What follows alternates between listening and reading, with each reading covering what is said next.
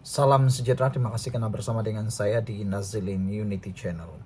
Ini berita kematian yang paling menggemparkan seluruh Malaysia dan pastinya keluarga Tun Mahathir Mohamad bersama istri beliau.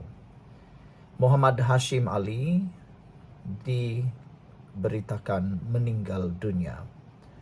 Bekas Panglima Angkatan Tentera Jeneral Tun Dr. Mohamed Hashim Muhammad Ali meninggal dunia di sebuah hospital swasta pada jam 11.32 pagi tadi. Allahyarham menghembuskan nafas terakhir pada usia 90 tahun.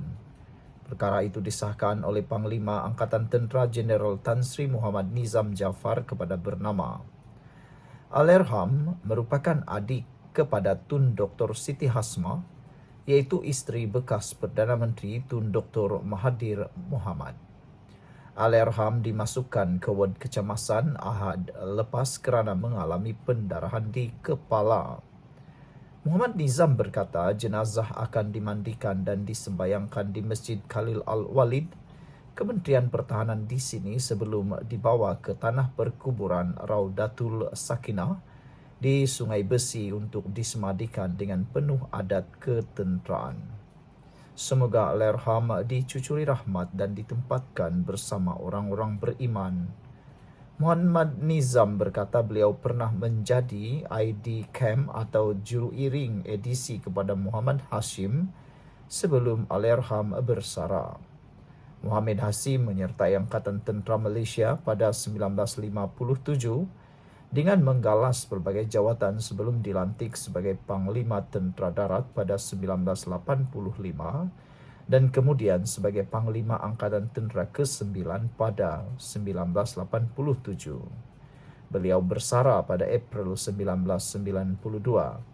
Menurut Markas ATM, Allahyarham merupakan antara anak tempatan yang mendapat latihan di Royal Military Academy Sandhurst, United Kingdom sebelum kembali ke tanah air dan ditauliahkan ke Kor Regimen Askar Melayu 1955. Selepas menamatkan perkhidmatan pada tahun 1992, Allahyarham yang lahir di Ipoh Perak kekal aktif menyumbang dalam sektor korporat dan pendidikan termasuk sebagai pengerusi Bumi Putra Commerce Holding Berhad menurut Markas ATM dalam kenyataan. Ketokohan Allahyarham turut diiktiraf apabila dikurniakan pelbagai pingat kebesaran termasuk Darjah Seri Setia, Mahkota SSM yang membuat gelaran Tun pada tahun 2022. Muhammad Hashim juga memainkan peranan penting dalam penganjuran Sukan Commonwealth 1998 yang diadakan di Ibu Negara sebagai Ketua Eksekutif pada tahun 1992 sebelum dilantik menjadi pengerusi eksekutif termasa sukan itu dari 1997 hingga 1999.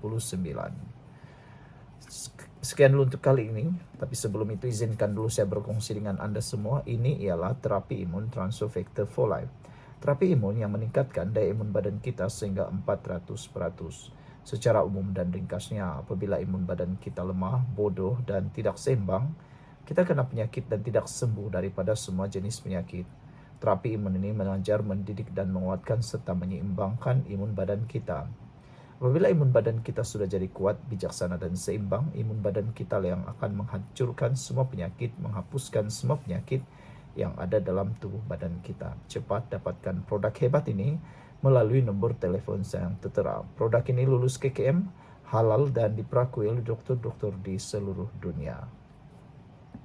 Hello guys, ini ialah walkie-talkie Bofeng BF888S. Dapatkannya di Shopee, murah. Guys, ini ialah headphone Onikuma K2 Pro. Hebat, luar biasa, cantik dan murah. Dapatkannya di Shopee. Guys, ini ialah powerbank Mozom PB149. Murah, hebat, dan dapatkannya di Shopee sekarang. Guys, ini ialah Shocks Open Swim Pro. Headphone yang hebat, kualiti hebat, tahan air. Dapatkannya di Shopee.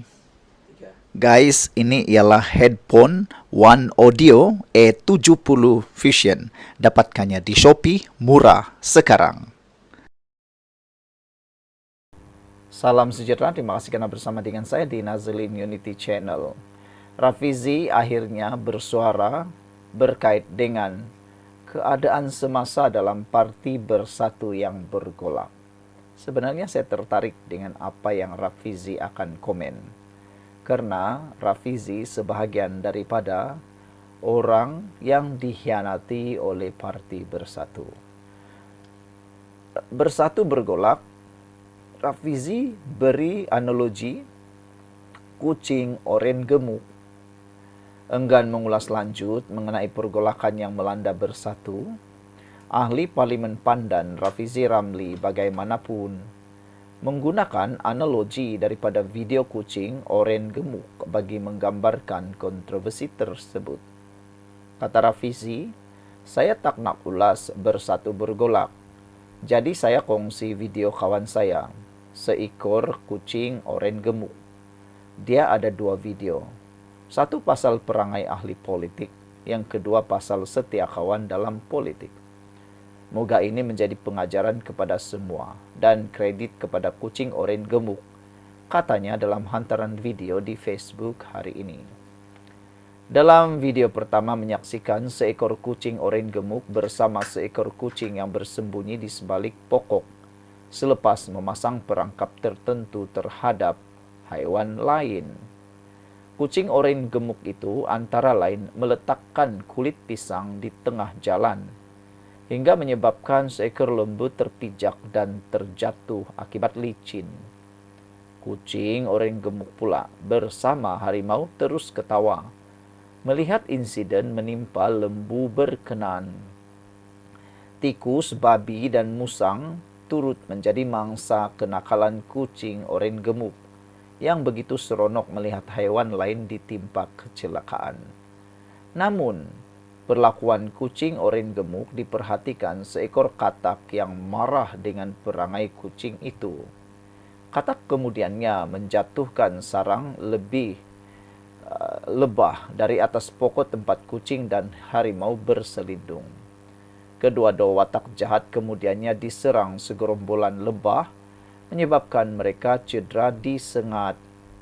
Berdendam dengan tindakan sang katak, kucing oren gemuk dan harimau kemudiannya bertindak melempar sebiji durian sekaligus mendatangkan kecederaan kepada katak. Mereka bergembira di atas kecelakaan dialami sang katak, sehingga menjahit pakaian khas menggunakan kulit katak untuk dipakai dan menari-nari kegembiraan. Sebelum kita teruskan ulasan kali ini, jangan lupa tinggalkan komen Anda dengan tanda pagar kami benci pengkhianat.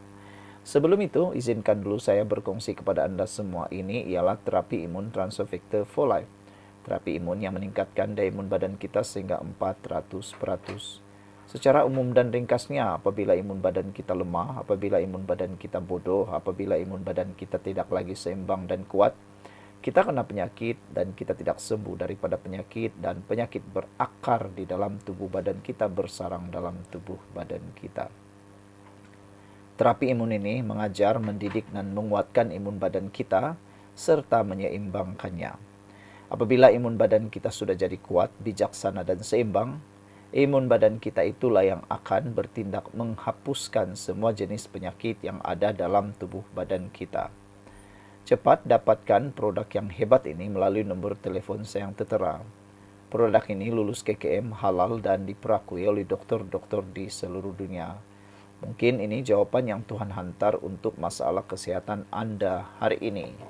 Saudara-saudara sekalian, apakah lagi ceritanya?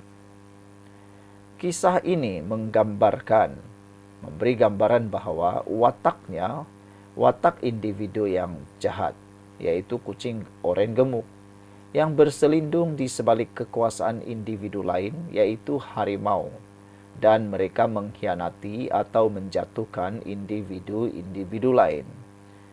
Rafizi memberi analogi tersebut susulan konflik dialami Bersatu selepas ahli parlimen Tasik Gelugur Wan Saiful Wanjan yang menafikan ada gerakan untuk menyingkirkan Muhyiddin Yassin daripada jawatan presiden.